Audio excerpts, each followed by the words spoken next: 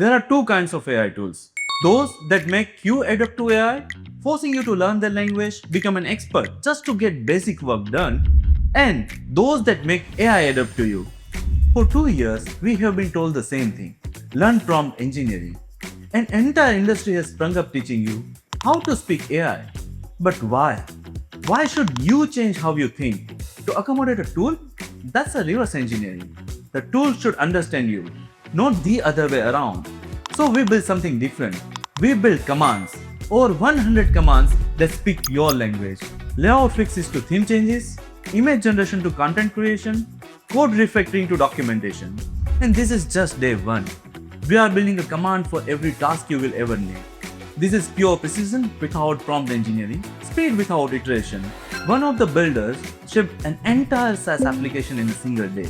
Changed the design theme, fixed the layout, integrated payment gateway, connected the database, rewrote every piece of copy to make it production ready, all with commands. This is what AI should have been from day one.